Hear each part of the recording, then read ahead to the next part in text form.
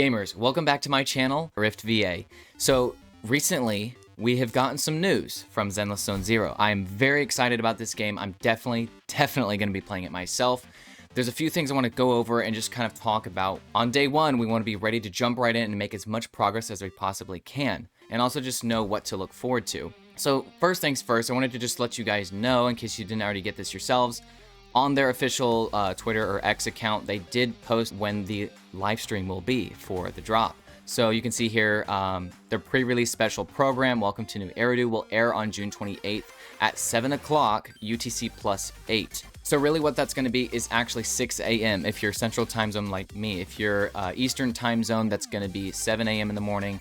And the further west you go, then that's going to be even earlier in the morning. So just be looking out for that. That is June 28th, which if you look at the calendar, that's this Friday, guys, okay? So mark your calendars, Friday morning, live stream for Zenless Zone Zero. I'm so excited for this. I cannot wait. Zenless Zone Zero for me has been a game I've been waiting on for a very long time. So very excited. Do keep that in mind. Let's dive right into today's video. The things I want to talk about. So a lot of this stuff is the very basic gameplay design. How does the game actually function and what does it look like? If you've kept on top of things, you know it's going to be action RPG. So you can actually like run around, move around with your characters, but it's not like super huge open world exploration like what Genshin is, but it's more like what Wuthering Waves is. Like, not to say that there's not exploration, there probably will be some, but it's not like extensive, okay, like what Genshin is known for, right? But I do see it as kind of a direct competitor, at least from Hoyoverse perspective, with Wuthering Waves. So this is how they're kind of countering that, at least in my thoughts. Maybe they're not, but let's get right into things here. There are what are called attributes, okay? An attribute is basically the character's elements or their damage types. So for Genshin, you have things like Pyro, Electro, etc., right? And with Star Rail, you have, you know, your Quantum, Fire, Lightning, Imaginary. That's like the type of damage they deal, okay? The game calls this attributes. And you have 5 total of these in Zenless Zone Zero. We have Fire, Physical, Ice, Electric, and Ether. And I will talk more about attributes later. Moving on, we have what's called compatible specialty, okay? This is basically the role of the character. It's kind of similar to Star Rail's path system. So with Star Rail, you have the elements, okay? Like, let's just take Zila as an example. She's a quantum damage dealer. Quantum is her type of damage, or the element, but her path is the path of the hunt, which is kind of like her role, and it restricts how you play her and also what weapons she can actually use, or in the case of Star Rail, it's light cones. So different characters of different paths in Star Rail have to use certain weapons. With Zenless Zone Zero, it's going to be the same thing. You have what are called W engines, or just engines, or even dub engines if you want to call them that. They're only usable on characters with matching specialties. So this is how that's going to work. You have 5 total of these. You have attack, support, defense, stun, and anomaly. And I'm going to use an example here. There's a character called Billy Kid, and if you've watched any of the promos or trailers, he's in a lot of that stuff. His attribute or damage type is physical damage. That's the kind of damage he does. Now his specialty though is attack. So what this means is that he can only use attack specialty weapons. So if there's other weapons that like defense weapons, stun, he can't use those. So to make another analogy with Star Rail, Pela is a Nihility character. She cannot use a preservation light cone. So it's much like that here. Billy Kid can only use those attack W engines. Now moving on, we have what are called fighting styles, and this is a little bit unique to Zenless Zone Zero. There's not really other analogies I can make that make sense at least, but these are basically your attack styles, your attack types, like how does the character kind of function. So you've got 3 different total types of these. You have the slash fighting style, which is basically your sword and knife characters, which have very fast attack speeds in general. They are strong against ethereal enemies, which I need to tell you about what that actually is. There are 3 different enemy types, at least at the start of the game. You have ethereal enemies, mechanical enemies, and organic enemies. Okay, so your slash characters, they're going to be pretty good against those ethereal enemies. Now we also have pierce enemies, which are your characters that have guns and even drills. Now these characters have a moderate attack speed, kind of right in the middle, and they're strong against organic enemies. And then lastly, we have the strike fighting style, which is your heavy slow hitters, usually that use hammers, or big weapons, or just unarmed melees. These are your moderate to slow attack speed, your big heavy hitters, right? And these guys are going to be strong against mechanical enemies. So that is a little bit unique to Zenless Zone Zero.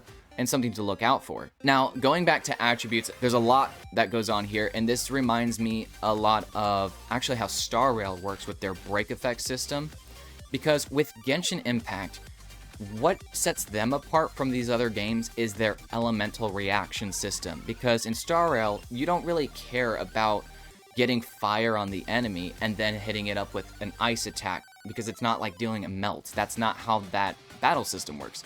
Genshin's kind of core mechanic, and why I think Genshin did really good when it first started, is the elemental reaction system. It's so unique, and it's just really well put together. And in Star Rail's case, it's the break system. You have different effects that go on if you deal fire break, right? You have different effects that happen when quantum break. That's Star Rail's unique thing. And so in a similar way, Zenless Zone Zero here, this is where we're going to talk about their battle system that goes on here. Just like Star Rail, we're not really looking at dealing elemental reaction type damage, so you can't hit something with fire and then hit it with ice, right, and do a melt. That's not how this is going to work. Rather, instead, let's just jump right into this, and you'll kind of see what I mean by this. So looking at the fire element, if you have a fire character, deal fire damage to accumulate what's called fire anomaly. Now, when fire anomaly is full, you're going to trigger the burn effect. What does burn do? It deals continuous fire damage, and organic enemies can't move while under this effect. So basically, with dealing damage to fire characters over time, you're going to feel a gauge probably at the bottom of your screen, and once that's full, you'll trigger that burn effect. This is more akin to also Withering Waves if you do play that, where you have some of the similar things there, where you fill up a gauge as you deal attacks, and then some kind of effect happens. Now, moving on to physical, we have dealing physical damage to accumulate physical anomaly. When physical anomaly is full, it triggers the assault and armor break effects. What is assault? Interrupts the enemy and deals massive physical damage. And then armor break reduces target's physical damage resistance for a certain duration. So this is seeming pretty good, because not only are you reducing their physical damage resistance and now dealing more damage with physical damage, you're also getting in a nice, what seems like it's going to be a good physical damage hit. And maybe throughout the game we'll see stuff that kind of helps that assault effect. So that's looking really good. Now ice, you're going to deal ice damage to accumulate ice anomaly, and when ice anomaly is full, you're going to trigger the freeze and frostbite effects. So kind of similar here, you have two things going on. Freeze, what it sounds like, it's freezing opponent for a certain duration, but then you're also triggering shatter at the end once they're unfrozen, and that's going to deal some ice damage. And then frostbite reduces target's ice damage resistance for a certain duration, so that's going to be very good. And then electric, deal electric damage to accumulate electric anomaly. When electric anomaly is full, triggers the shock effect. What does shock do? Being attacked intermittently triggers additional electric damage and interrupts the enemy actions. Mechanical enemies can't move while shocked, so that's going to be pretty good for your mechanical enemies. And then the last element is ether, which is the kind of unique one to Zenless Zone Zero. Deal ether damage to accumulate ether anomaly, and when ether anomaly is full, you're going to trigger the corruption effect. Now, corruption just states that targets attacked during this effect take additional ether damage at intervals. So the idea there is just kind of, if you're using ether, you're going to want to keep using it. It reminds me of the quantum element in Star Rail, where when you do a quantum break, you want to just keep doing attacks that don't necessarily have to be quantum. Just put a lot of attacks on the weakness broken opponent, and then once they recover, it deals an extra quantum hit at the end, right? So it kind of reminds me of that. Also, inflicting the corruption effect can interrupt ethereal enemies and cause them to attack other enemies. So that is very interesting. So definitely keep that in mind. So with all of that now in your heads, and there's probably a lot to look at, which is why I just wanted to kind of look at only these things for at least this first video. Remember, guys, their game releases on July 4th. And do also remember that that live stream, you can see my calendar here, is on the 28th, okay? Friday morning.